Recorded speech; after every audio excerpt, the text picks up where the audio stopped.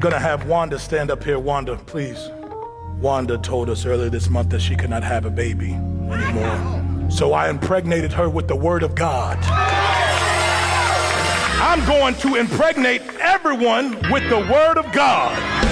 You gonna get pregnant with the word of God. You gonna get pregnant with the word of God. A few people to tag me in this video. I had a lot of people to send it to me. Get my response, but listen all the way through so you don't misconstrue what I'm saying. Do I believe that Druski intentionally was being malicious with his video?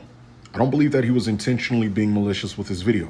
Unfortunately, there are a lot of pastors that's like that, and not just simply megachurch pastors, but also storefront pastors. I'd be lying to you if I said that I didn't find some of the video funny.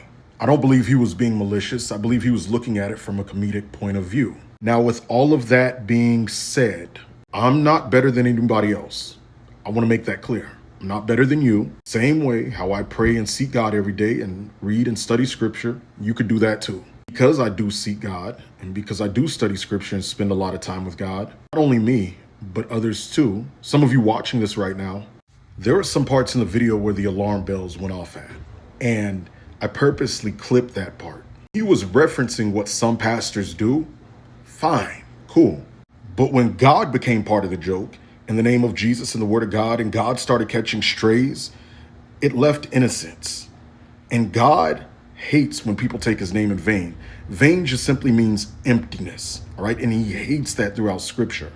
And when we see him taking the word of God behind the pulpit and he's saying, you get impregnated, while doing hip thrusts with it, as well as a few other places, that's where the problem comes in. If he would have kept the boundaries with the pastors that do that and the counting the money and things like that, and he's specifically talking about greedy pastors, cool. But then when the word of God and the Lord himself catches strays, that's where my problem is.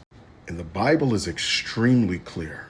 Be not deceived. God is not mocked. For whatever a man soweth, he shall also reap. I don't know who would let him use a church. What may be ironic is if that's a real church and a person let him use it, they've compromised in a similar manner that he's making the joke about. Keep it about greedy pastors. Don't bring God into it. I'll have a longer video tomorrow. Hit follow for more. Digital apologetics, defending the faith in the age of AI.